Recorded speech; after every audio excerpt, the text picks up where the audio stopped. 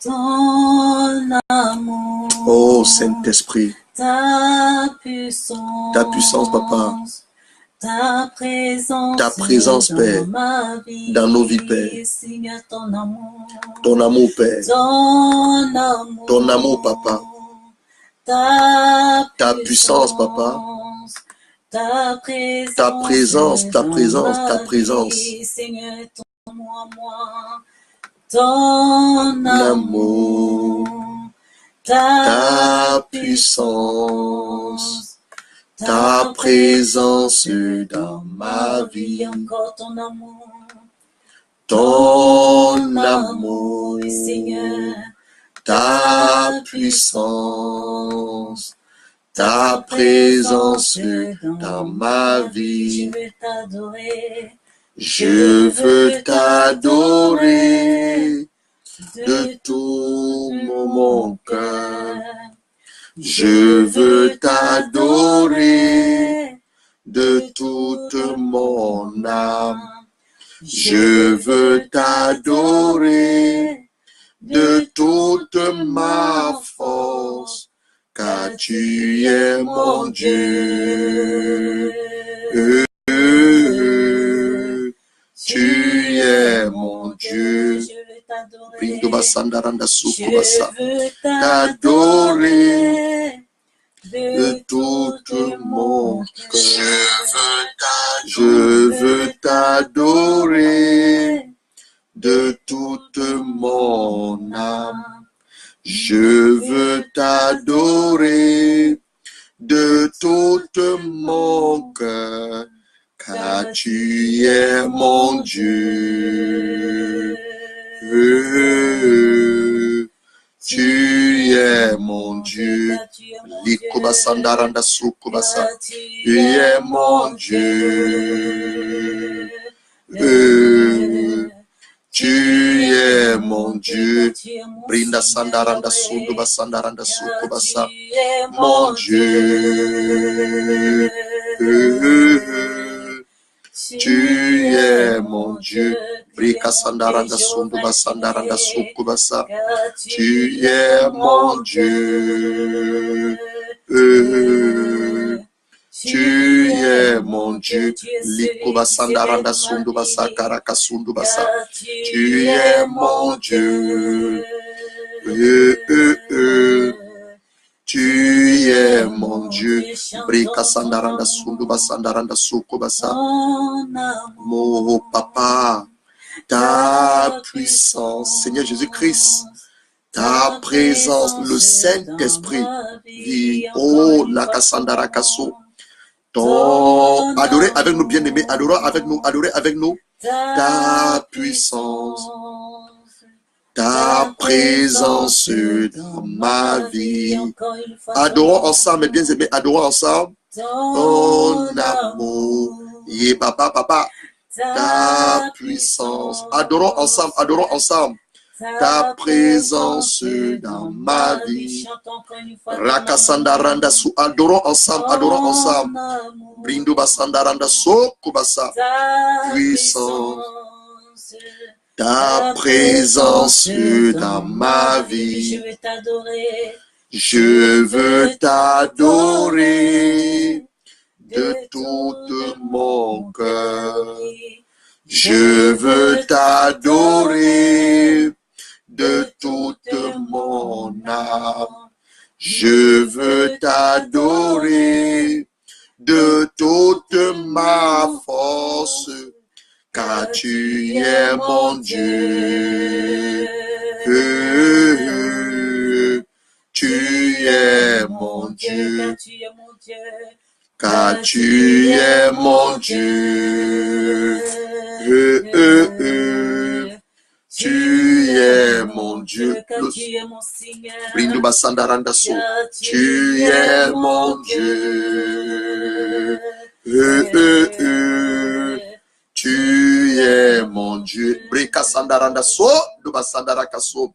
Car tu es mon Dieu. Tu Tu es. Il y a un tel présent de Dieu, mes frères. Tel présent de Dieu. Lorsque nous l'adorons, il y a une telle présence de Dieu.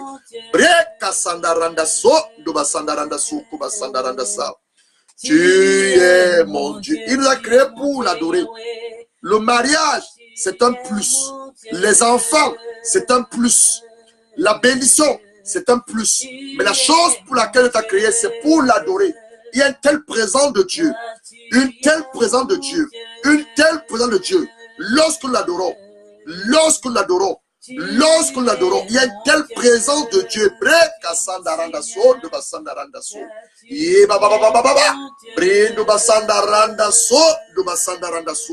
Il y a une telle présence de Dieu.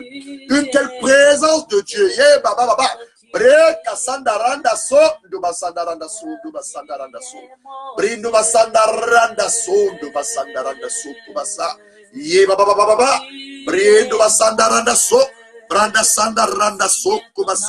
Il y a une telle présence de Dieu. Il y a une telle présence de Dieu. Les Kobasandaranda Sondo Basandaranda So. Ye Baba Baba Baba Baba. Brendo Basandaranda So, do Basandaranda So. Les Kobasandaranda Sondo Basandaranda So. Ye Baba Baba Baba. Brendo Basandaranda So, do Basandaranda So, Kobasandaranda Sa. Ye Baba Baba Baba Baba. Les Kobasandaranda Sondo Basandaranda Sondo Basandaranda So, Kobasakarakasa. Brendo Basandaranda Sondo Basandaranda Sa. Ye Baba Baba Baba Baba. Branda sanda randa sondo basanda randa so leko basanda rakasa branda sakara kasa la kasakara kasondo basanda randa sa branda sanda randa sondo basanda randa sa rendo basanda rakasondo basanda randa sa breka sanda randa soko basanda randa sa leko basanda randa sondo basanda randa so breka sanda randa so leko basanda randa sondo basanda randa sa ye baba baba baba baba baba Branda sanda randa sondo basanda randa soko basa leko basanda randa sondo basanda randa soko basanda rakasa ye baba baba baba baba branda sanda randa sondo basanda rakasondo basanda rakasa brindo basanda rakaso prophétesse amen le sang de Jésus-Christ amen le sang de Jésus-Christ. Pendant que la personne est en train d'adorer, j'ai pris le testoscope parce que le Seigneur me dit il va guérir des gens qui ont des problèmes de maladie. Je ne sais pas, pendant qu'on adore, il y a tel présent de Dieu dans l'adoration. J'ai pris le testoscope en tant que médecin spirituel parce que le Seigneur me dit, il va guérir les cœurs. Il y a des gens qui ont des problèmes de maladie de cœur. Je parle des maladies de cœur, maladies physiques, des maladies physiques. Tu es dans l'hôpital, tu es diagnostiqué avec un mal de cœur, un mal cardiaque. Le Seigneur s'apprête à te guérir. C'est ça pour laquelle j'ai pris le testoscope. Il s'appelle à te guérir, le Seigneur t'appelle à te guérir. Un mal de cœur. Pendant qu'on va donner maintenant avec le sang de Jésus-Christ. Mets ta main sur ton cœur. Mets ta main sur ton cœur. Dieu t'appelle à te guérir. Pas sa main. Pas sa main. Pas sa main. Je parle d'un mal de cœur. Je parle d'un mal de cœur. Le Seigneur m'a montré dans une vision claire. Il va guérir certaines personnes d'un mal de cœur. Un mal de cœur. Tu as dans le temps, tu dis que tu as un mal de cœur, un mal cardiaque, une défonction de ton cœur. Le Seigneur s'appelle à te guérir. Il s'appelle à te guérir. Et des maladies également, des maladies de cœur, des maux de cœur. Des maux de cœur. Attends, une minute, prophétesse. D'autres maux de cœur, des maux de cœur, des blessures, des blessures émotionnelles. Tu as été abusé par un homme, abusé par une femme. En ce moment, ton cœur est meurtri. Ton cœur est meurtri. Mais la puissance de Dieu arrive à toi. La puissance de Dieu arrive à toi. La main de Dieu arrive maintenant à toi pour te guérir. Pour te guérir ce mal. Ce mal émotionnel. Ce mal dans ton cœur. Ce mal dans ton cœur. Ce mal physique. La puissance de Dieu arrive à toi. La puissance de Dieu arrive à toi pour te guérir. La puissance de Dieu arrive à toi pour te guérir. Amène-nous dans son sang a coulé. Amène-nous l'adoration. A coulé. Ne soyez pas distraits. Il y a une notion de guérison. Il y a une notion de guérison. Une notion de guérison. Ne sois pas distrait. La présence de Dieu est dans ce lieu. La présence de Dieu est là où tu m'écoutes. Ne sois pas distrait. Il y a une présence de Dieu. Une présence glorieuse de guérison et de restauration.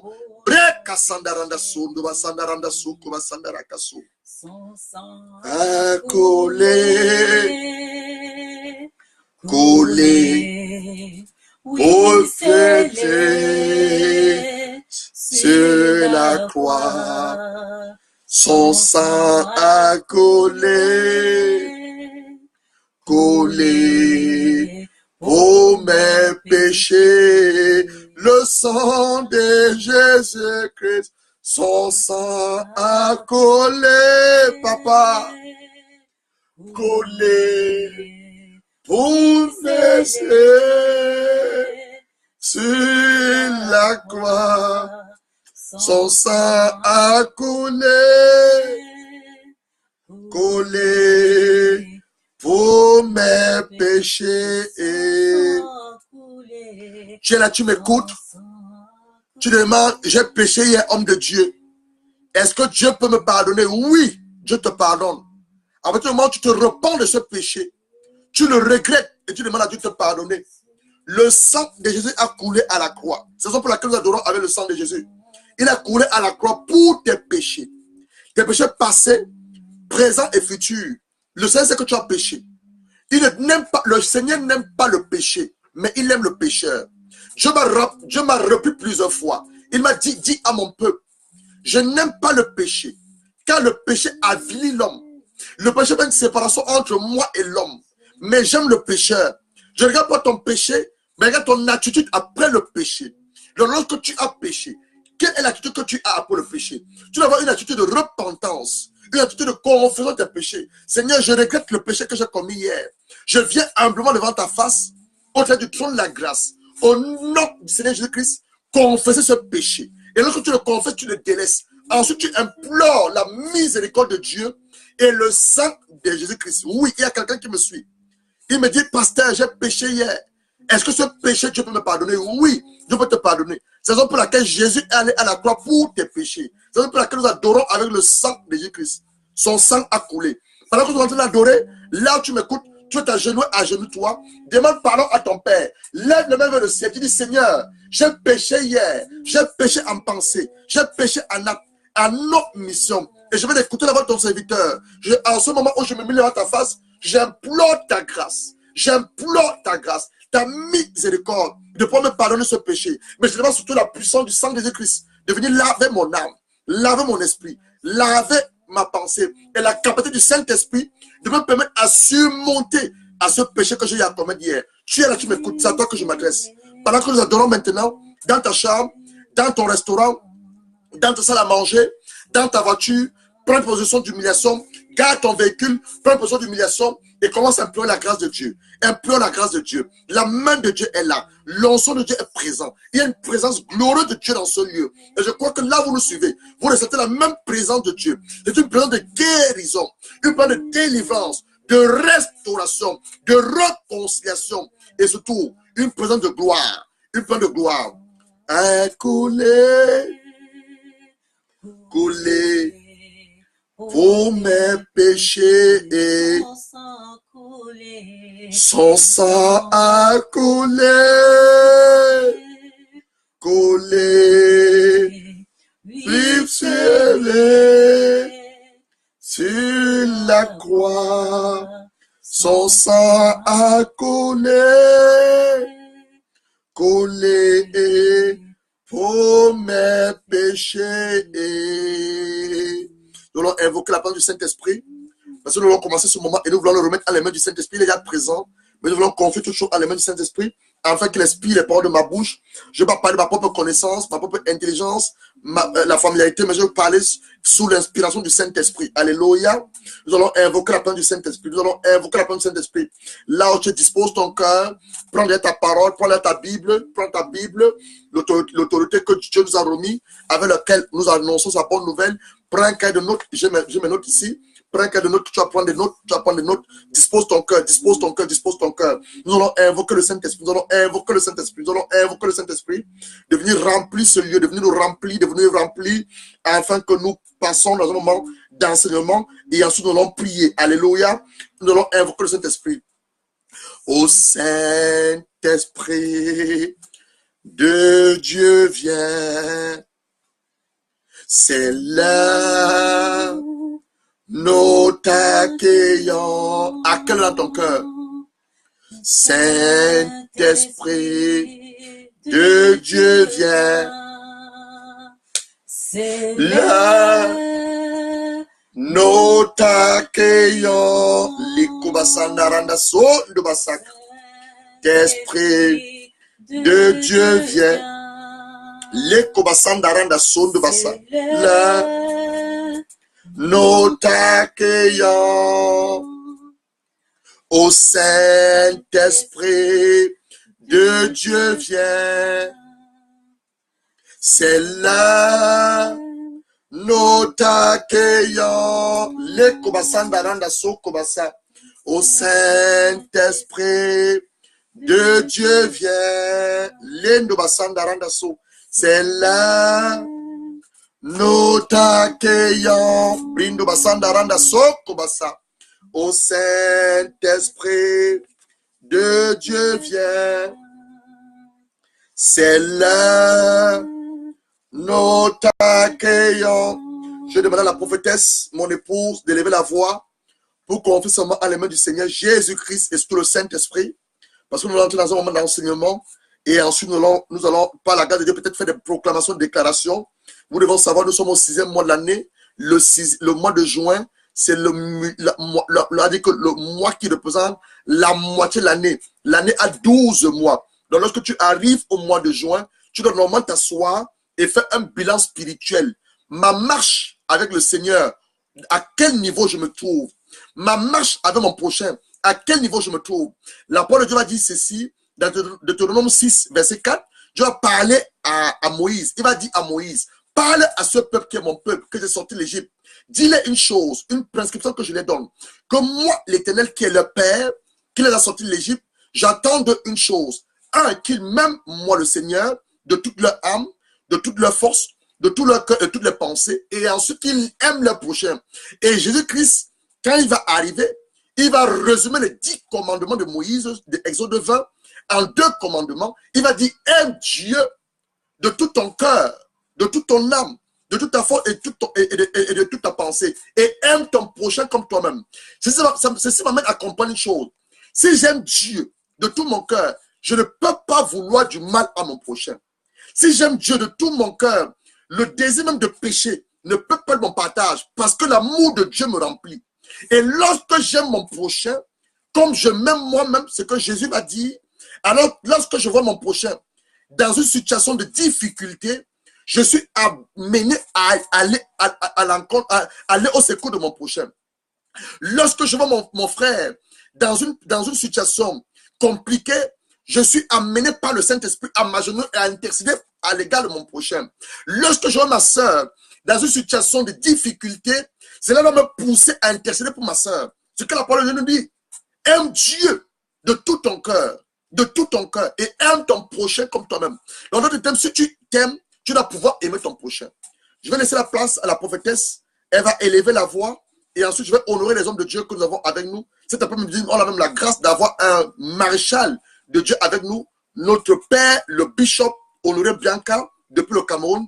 Papa, vraiment que le Saint te bénisse. Nous sommes en train de faire l'œuvre à laquelle Dieu nous a appelés et tous les autres hommes de Dieu qui sont avec nous. C'est une grâce d'avoir notre père, le bishop, avec nous cet après-midi. C'est vraiment une grâce et nous ne prenons pas ça pour acquis. Nous bénissons le Seigneur pour la grâce qu'il nous accorde d'avoir notre bishop, notre père qui nous suit cet après-midi. Vraiment que le Seigneur nous le bénisse et que le Seigneur nous inspire par sa parole.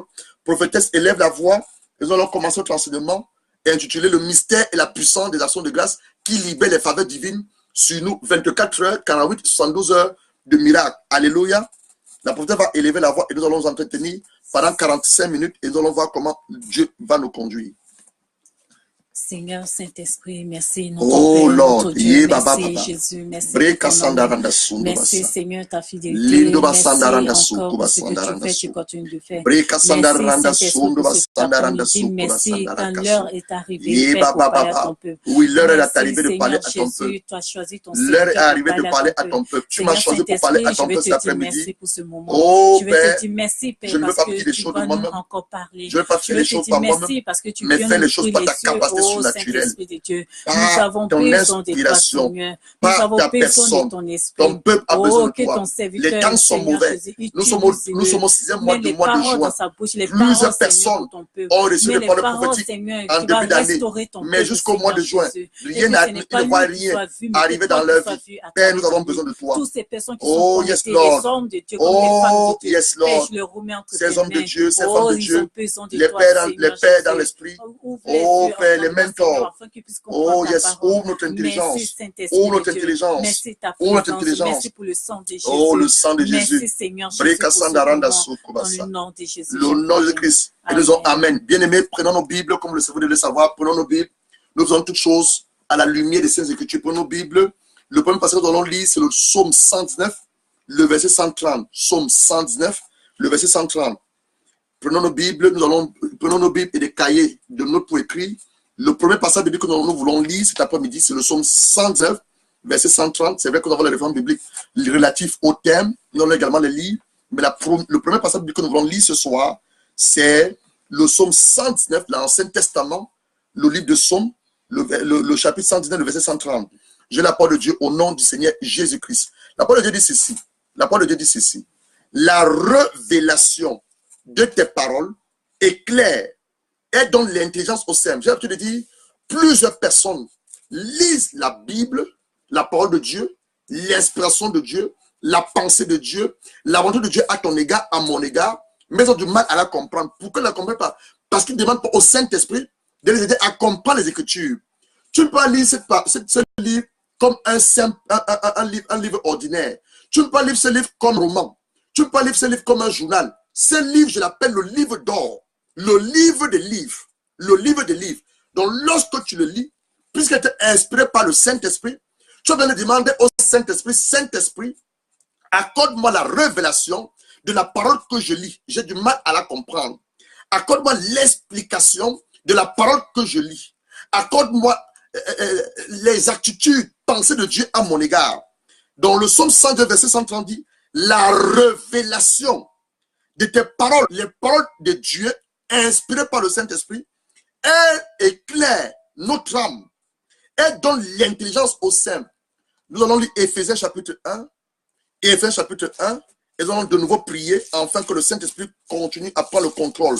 Éphésiens, la lettre de Paul aux Éphésiens, et Éphésiens chapitre 1, versets 17 à 18. L'apôtre Paul pouvait prier pour que Dieu accorde aux Éphésiens un esprit de révélation, d'abord un esprit de sagesse et de révélation dans sa connaissance. On va le lire, Éphésiens chapitre 1, versets 17 à 18.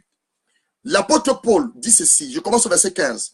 C'est pourquoi moi aussi, ayant entendu parler de votre foi au Seigneur Jésus, de votre charité pour tous les saints, je ne cesse de rendre grâce pour vous, faisant mention de vous dans mes prières, afin que le Dieu, notre Seigneur Jésus-Christ, le Père de gloire, vous donne un esprit de sagesse et de révélation. Pas seulement la sagesse, mais également la révélation dans sa connaissance, qu'il illumine les yeux de votre cœur pour que vous sachiez quelle est l'espérance qui s'attache à son appel et quelle est la richesse de la gloire de son héritage qu'il réserve aux saints et quelle est envers nous qui croyons l'infinie grandeur de sa puissance se manifestant avec efficacité par la vertu de sa force. J'ai envie de dire ceci, mets ta main droite sur ta tête, on va prier de nouveau. Père, ta parole est sortie. En ce moment, nous voulons t'écouter. Mon Dieu, nos mains droites sur notre tête, nous ramenons nos pensées captives sur le bassin de Christ. Nous demandons d'accorder un esprit de sagesse et de révélation dans ta connaissance, d'illuminer les yeux de ton cœur, afin que mon Père, au-delà de ce thème que toi-même tu as inspiré, qui ne vient pas d'un homme, les mystères de la puissance qui réside dans la grâce, la révélation de ta parole qui éclaire et qui nous donne l'intelligence, soit on te partage, que nous n'écoutons pas seulement cet enseignement, mais que nous puissions la mettre en pratique, afin que tes faveurs divines, que tu relâches en 24 heures, tes faveurs divines, que tu relâches en 48 heures, tes faveurs divines, que tu relâches à 72 heures, soit notre partage, avant la fin de cette semaine, que nous aurons plusieurs d'entre nous des témoignages pour donner gloire à ton Saint-Nom. Tout ceci au nom du Seigneur Jésus-Christ, Nous avons ainsi prié. Amen. Bien-aimés, que Dieu vous bénisse. Comme nous avons commencé, j'ai honoré les hommes de Dieu qui sont avec nous, notamment notre Père dans la foi, le bishop qui est avec nous, qui nous suit cet après-midi. C'est une grâce, nous ne le prenons pas pour acquis. Alors, je voudrais commencer en te disant ceci. Jésus-Christ est Seigneur. Oui, Jésus-Christ est Seigneur et il est assis à la droite de Dieu le Père. Alléluia. Et nous sommes au 6e mois de l'année, le mois de juin. Si tu es dans ce mois de juin, tu es vivant, tu es en santé, tu peux m'écouter, je peux t'écouter, je peux te voir par ton nom. Sache une chose, Dieu s'apprête à faire des grandes choses avec toi. Écoute ce que je te dis. Plusieurs ont commencé cette année 2018 avec toi. Ils ne sont pas arrivés au mois de juin. Mais toi, Dieu accorde son appel. Tu as un appel, peut-être tu ne le sais pas. Accorde son appel dans ta vie. Dieu accorde son amour à ton égard. Dieu accorde la vision qu'il a pour ta vie. Et pour plusieurs vies au travers de ton canal, il t'a préservé des œuvres du monde des ténèbres. Il t'a préservé des assauts de la sorcellerie. Il t'a délivré seulement un esprit de mort prématurée. Pour que le mois de juin te trouve, afin que cet enseignement, tu le reçoives et que tu cours et tu marches dans ta destinée. Donc, Dieu n'a pas encore commencé avec toi. Il s'apprête à faire de grandes choses avec ta sainte personne. Et s'il a déjà commencé avec toi, il va davantage faire de grandes choses autour de ton canal. Donc, Jésus est le Seigneur et il est assis à la droite de Dieu le Père. Dis merci à Dieu. Lui être reconnaissant pour toutes choses non faites en un mois de juin. On est en train de parler de le mystère et la puissance d'action de grâce qui libère les faveurs divines. Qu'est-ce que j'essaie de te dire? Au mois de juin, je dois faire une pause. La pause que je fais, je dois examiner ma marche spirituelle. Combien de versets bibliques depuis le début de l'année j'ai eu à lire et qui ont attiré mon attention? Quelles sont les révélations que le Seigneur m'a données depuis que j'ai lu sa Bible? Quels sont les témoignages que j'ai? Mes prières qui ont été exaucées. Donc je fais une pause comme un espèce de bilan spirituel. Depuis le mois de janvier, j'ai prié pour combien de malades? Depuis le mois de janvier, combien d'âmes j'ai gagné au Seigneur Jésus-Christ? Depuis le mois de janvier, qu'est-ce que Dieu a pu faire autour de mon canal? Donc tu t'arrêtes, tu commences à dire merci à Dieu. Seigneur, je vais te dire merci. On est au mois de juin, 6e mois de l'année. Je vais te dire merci. Que tu es reconnaissant des choses que tu as faites par mon modeste canal, par mon ministère, par mon appel. Depuis cette année 2018 jusqu'au mois de juin, janvier, tu as guéri les malades. Tu as restauré les âmes. Tu as réconcilié les hommes avec eux-mêmes, avec toi-même. Tu as restauré les foyers. Des foyers étaient en voie de divorce. Mais au travers de ce ministère, le Seigneur a réconcilié un homme et sa femme. Nous disons merci pour cela. Tu as commencé une œuvre glorieuse. On a fait un programme pour le Cameroun. Dieu s'est puissamment manifesté. Il y a même des échos jusqu'au Cameroun. Père, nous voulons te dire merci pour ce que tu as eu à faire. Nous devons savoir une chose. Dans le royaume des cieux, Dieu commence toujours par un grain de sénévé. C'est pour ça que Jésus pouvait dire, si vous avez la foi comme le grain de sénévé, vous direz à cette montagne, ôte-toi de là et jette dans la mer, et la montagne se jette dans la mer. Dieu commence toujours par un grain de sénévé. Donc tu t'arrêtes, tu dis merci à Dieu pour ce qu'il a eu à faire au travers de ton canal, au travers de ta vie, depuis le début de l'année jusqu'au mois de juin. Tu lui dis également merci pour les choses qu'il n'a pas encore faites et qui s'apprête à faire. C'est ça le mystère de l'action de grâce. Qui s'apprête à faire. Qui s'apprête à faire. Donc, nous avons dit ceci depuis lundi en anglais. La révélation que le Seigneur nous a accordée, l'action de grâce, plusieurs ministères, on a notre papa qui est dans le bishop, plusieurs ministères célèbrent la fête d'action de grâce à la fin de l'année, au mois de décembre. Selon eux, c'est la somme de tous les 12 mois dont Dieu nous a protégés. Dieu nous a épargné les calamités du monde des ténèbres. Dieu s'est glorifié dans l'église, on le célèbre. C'est une très bonne chose. D'autres églises, c'est en début de mois, chaque mois. Par exemple, sur le mois de juin, ils vont faire ce qu'on appelle la fête d'action de grâce. C'est une très bonne chose. Mais je vous ai dit la dernière fois, ce que le Seigneur m'a révélé à moi, votre serviteur, votre frère en Christ, ce qu'il m'a révélé à moi, nous devons lui dire merci tous les jours. Je dis bien ceci. Nous devons dire à Dieu merci tous les jours. Je me suis levé cette matinée. Je ne me suis pas levé par ma propre force. Je me suis pas levé parce que je voulais tellement me lever. Pendant que je me levais, certains mouraient. Certains, le souffle de vie était repris soit par Dieu, par le diable. Pendant que Dieu m'accordait la force, pas simplement à moi, mon épouse, mes enfants, certains ont conduit les enfants dans les hôpitaux. Pendant que nous sommes à 15 heures, certains nous sont déjà même passés à table. Est-ce qu'ils ont dit merci à Dieu pour le repas? Pendant que tu as pu aller même prendre une douche. Oui, plusieurs d'entre nous sont lavés cette matinée. Certains n'ont même pas pu se laver depuis une semaine.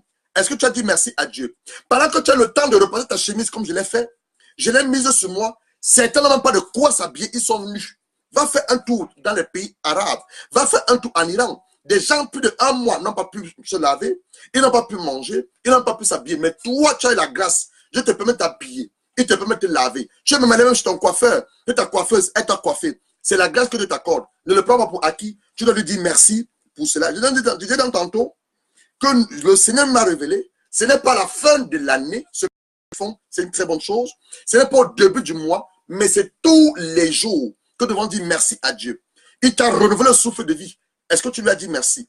Tu dis à Dieu depuis, je veux un mari, je veux un mari. Certains même d'entre nous sont mariés. Ils ont du mal à dire merci à Dieu pour leurs femmes. Certains hommes ont crié à l'église. Je connaissais une soeur comme ça à l'église à l'époque à Londres. Elle venait tous les jours, elle faisait le ménage le samedi, elle faisait le ménage le mercredi, elle faisait le ménage le dimanche, elle lavait le bureau, elle faisait le ménage, elle criait à Dieu, elle voulait un mari. Mais lorsque Dieu a donné un mari, cette même soeur a commencé à ne même plus venir à l'église. Donc les gens crient à l'église, c'est donne-moi un mari, mais Dieu connaît le cœur. Dieu connaît le cœur. C'est la raison pour laquelle, mon frère, quand tu vois une personne crier à l'église, Seigneur, bénis-moi, bénis-moi, et Dieu ne bénit pas, parce que Dieu connaît le cœur de la personne. Dieu connaît le cœur de la personne. Il connaît le cœur de la personne. Mais tu dois savoir une chose, l'attitude de reconnaissance, de gratitude que nous exprimons à Dieu, soit par des chants, soit par des louanges, soit par la fête de récolte, comme on fait en Afrique, la fête de récolte, comme on fait en Afrique, tu dois savoir une chose, ceci passe par une bonne disposition de ton cœur. Dieu sonde les cœurs et les reins. Il connaît ton cœur. Donc tu dois savoir une chose, ce que tu dois le faire avec un cœur pur. Avec un cœur pur. Et non avec une disposition d'orgueil, une pensée, ah, je vais monter. Non, non, non, avec un cœur pur. Lorsque tu le fais maintenant avec un cœur pur, qu'est-ce qui se passe? Tu relâches la puissance de Dieu dans ta vie et tu précèdes l'action de Dieu. Je reprends. Nos actions de grâce que nous avons fait à l'Éternel, lui être reconnaissant, nous exprimons notre gratitude à son égard, soit par des chants d'adoration, des chants de louange, soit par des récoltes, comme on le fait en Afrique, soit alors par des offrandes, même comme on le fait ici en Europe. Et tout cela doit se faire avec une bonne disposition de ton cœur. Ton cœur doit être pur. Et lorsque tu le fais avec une bonne disposition de ton cœur, qu'est-ce qui se passe? Dans le spirituel, Dieu relâche sa puissance dans ta vie. Il ébranle les œuvres du monde des ténèbres. Et il te précède dans les jours à venir, les mois à venir, les années à venir. Qu'est-ce que ça veut dire? Nous voulons dire merci à Dieu pour tout ce qu'il a accompli au ministère depuis le mois de janvier jusqu'à ce mois de juin. Depuis le mois de janvier, on a annoncé la bonne nouvelle. Nous avons prophétisé. On a fait des déclarations prophétiques. Et nous avons plusieurs témoignages. Des témoignages de mariage. Plusieurs sont en train de se marier. D'autres sont en voie de mariage. On a plusieurs témoignages de guérison. On a des témoignages des hommes qui ne travaillent pas pendant des mois et des mois. Dieu a ouvert des portes dans le domaine du travail. On a même des témoignages des gens qui écoutent ces enseignements. Dieu les touche, là se trouve à Abidjan, au Congo, un peu partout. On a des témoignages de ce jeune à Kabinda. Il voulait se suicider. Lorsqu'il a seulement entendu un seul enseignement, il a dit, oh homme de Dieu, je vais bénir Dieu pour votre vie parce que j'étais en train de vouloir me suicider. Mais votre enseignement m'a redonné le goût de vivre. Votre enseignement m'a repoussé, m'a révolutionné, m'a reboosté. Je connais maintenant mon état en Christ. Donc on dit merci à Dieu pour tout ce qu'il a eu à faire. Lorsque nous disons merci à Dieu pour tout ce qu'il a eu à faire depuis le mois de janvier jusqu'au mois de juin, qu'est-ce qui se passe spirituellement? Dieu va nous accorder davantage la grâce. Enfin, quand tu as ces enseignements, il va toucher encore des milliers de personnes. Ce que je suis en train de t'expliquer. Quand tu dis merci à Dieu pour ce qu'il a commencé à faire depuis le mois de janvier au mois de juin, au mois de juin c'est le 6e mois, tu dis merci. Je te dis merci Père. Mon mari était un peu bizarre depuis le début de l'année, mais tu m'as demandé de prier. Et j'ai prié. Depuis que j'ai commencé à prier, lui qui rentrait tard, il a commencé à rentrer tôt. Père, je te dis merci. Parce qu'il va y avoir un changement dans la vie de mon mari. Père, je te dis merci. Ma femme était colérique. Elle passait son temps à crier sur moi, crier sur les voisins, crier sur les enfants. Mais depuis que je me suis agenouillé devant ta face, j'ai imploré ta grâce. Afin de toucher le cœur de mon épouse. Ma femme ne crie de plus en plus. Elle crie de moins en moins. Tu remercies le Seigneur. Père, je te dis merci. Au départ, tu devais quand tu vois la grâce d'avoir simplement un seul repas. Mais nous sommes passés de 1 repas à 2 repas. Je te dis merci. Seigneur Père, tu as augmenté mes revenus mensuels. Je fais une activité. Chaque mois, je gagnais peut-être 1 million de francs CFA. Je suis passé de 1 million de francs CFA à 2 millions de francs CFA. Je te dis merci. Quand tu fais cela, ma soeur, mon frère, qu'est-ce qui se passe? Dans le spirituel, ce que tu ne sais pas, Dieu ouvre davantage les portes. Parce que Dieu s'attend à ce que nous disons merci. Dieu s'attend à ce que nous disons merci. Que nous ne soyons pas comme Caïn, le fils du diable, mais que nous soyons comme Abel. La Bible a dit ceci, il y a eu un temps, Abel et Caïn, on va le lire, il y a eu un temps, je ne vais même pas préparer ça, ça c'est le Saint-Esprit qui est en train de conduire. Il y a eu un temps, on est dans Genèse 4, Dieu s'attend à ce que nous disons merci. Tu dis merci à Dieu par la louange, par l'adoration, des actions de grâce. Il y a ce qu'on appelle en Afrique la fête de récolte. Moi, j'ai eu à vivre cela en Afrique. La fête de récolte. C'était tout le premier dimanche du mois, on a mené les récoltes à l'église. Alors, regarde ce qu'on te dit dans Genèse 4. Genèse 4, verset 3. Au bout de quelques temps, Caïn fit à l'Éternel une offrande des fruits de la terre. Abel, de son côté, en fit une de ses premiers-nés, dont la loi des prémices. Qui a inauguré la loi des prémices? C'est Abel. La loi des prémices. Donc, Abel fit de son côté une offrande des premiers de son troupeau et de leur grâce. Regarde la conséquence. C'est ça la puissance du ministère de l'action de grâce. Regarde la conséquence. On va voir ça la semaine prochaine. Conséquence immédiate. L'Éternel a porté un regard favorable sur Abel et sur son offrande. Mais ne portait pas un regard favorable sur Caïn et sur son offrande. Pourquoi l'Éternel a porté un regard favorable sur l'offrande d'Abel? Parce que Abel a pris ce qu'il y avait de meilleur et a donné à Dieu. Je te pose maintenant une question, toi qui m'écoutes. Tu veux une faveur divine. Tu veux un miracle de 24 heures. Tu veux un miracle de 48 heures, 72 heures. Tu es prêt à faire quoi à la fin de ce mois de juin? Tu es prêt à faire quoi? Abel, il a donné le meilleur, le prémisse de son troupeau. Le prémisse. Il a pris le premier-né. L'animal avec la grâce. Il a dit non. Je reconnais une chose. Ma capacité n'est pas venue de moi. Ce troupeau même dont j'ai nourri n'est pas venu de moi. La force que j'ai chaque matin n'est pas venue de moi. Elle m'est venue de Dieu. Alors, comme elle m'est venue de Dieu, en attitude de reconnaissance, c'est l'action de grâce, en attitude de gratitude, de remerciement, je veux prendre le meilleur de veau, la meilleure de vache. Je veux prendre mon salaire ce mois-ci. Dis, Seigneur, j'ai écouté la voix de ton serviteur, mais surtout le Saint-Esprit. Il a mis cette confiance dans mon cœur. À cette fin de mois de juin, de t'amener ce que j'appelle mon offrande sacrificielle, mon offrande d'action de grâce, pour te dire merci. Quand tu le fais, mon frère, tu le fais pas pour le pasteur ou pour la femme du pasteur, tu le fais pour toi-même. Quand tu le fais, je t'assure, le ciel s'ouvre sur ta personne et Dieu, les 6 autres mois qui restent pour le restant de l'année, il va précéder tes pas. Il va précéder ta vie, il va précéder celle de ton mari, celle de tes enfants et celle de l'œuvre à laquelle tu es dans laquelle tu es à la charge. Donc c'est ça le mystère qu'il y a dans l'action de grâce. Ça c'est le cas de Abel. On va évoluer. Nous allons évoluer. Nous allons évoluer. Je vais encore te montrer notre personne dans la Bible qui a eu à faire quelque chose qui a touché le cœur de Dieu. Qui a touché le cœur de Dieu. On est en train de parler des actions de grâce. Regarde l'histoire de Noé. L'histoire de Noé. Je te parle maintenant de Noé. Je te parle du mystère qu'elle a dans l'action de grâce. Regarde l'histoire de Noé. Noé dans Genèse 8. Noé dans Genèse 8, verset 20 à 22. Personne ne va révéler à Noé de bâtir un hôtel. Mais Noé, en attitude de gratitude, de remerciement à ce Dieu, qu'il a préservé 40 jours de déluge. Noé va décider à son propre chef de bâtir un hôtel à Dieu. Regarde l'histoire de Noé. Je suis dans Genèse 8, verset 20 à 22. Genèse 8, verset 20 à 22. Je te parle de la puissance qui réside derrière l'action de grâce. Nous sommes dans Genèse 8. Genèse 8, verset 20 à 22. Personne n'a révélé à Noé qu'il fallait bâtir un hôtel à Dieu. Mais Noé va le faire. Et on va voir. Genèse 8, verset 20 à 22. Noé bâtit un hôtel à l'Éternel. Il prit toutes les bêtes pures et tous les oiseaux purs. Il offrit des holocaustes sur l'autel. Verset 21. L'Éternel va sentir une odeur agréable. Et il va dire à son cœur, je ne maudirai plus. La terre avait été maudite à cause de la désobéissance d'Adam et Ève. Dieu a maudit la terre. Il a dit à Adam, la terre te produit des ronces, et c'est à la sueur de son front que tu en mangeras. Il a dit à maman Ève, tu accoucheras, j'augmenterai les douleurs de ton accouchement. Il a maudit Adam et Ève. Il a dit au serpent, comme tu as fait cela, de tous les animaux de champ, tu vas ramper ton ventre. Dans l'autre terme, le serpent avait des pieds. Le serpent avait des pieds. Mais il a dit à cause de cela, il a maudit le serpent aujourd'hui rampe. Et il a dit ensuite, Genèse 3, verset 15, il a dit, je mettrai inimitié entre toi et la posture de la femme.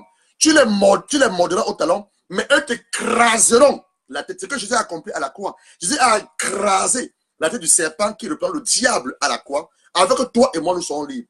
Et quand maintenant ce qui se passe, on va dire qu'à cause de l'offrande de l'autel d'abord et l'offrande qu'il va mettre sur l'autel, parce que la seconde chose, c'est qui donne la puissance à l'autel, c'est le sacrifice. Et le sacrifice, c'est quelque chose qui doit mourir. Le sacrifice, c'est quelque chose qui te coûte cher. Qu'est-ce qui te coûte cher? À toi que je m'adresse. Qu'est-ce qui te coûte cher? C'est ça le sacrifice. Le sacrifice, c'est quelque chose qui te coûte cher, qui a de la valeur pour toi. On va tomber sur le toit d'Abraham tout de suite.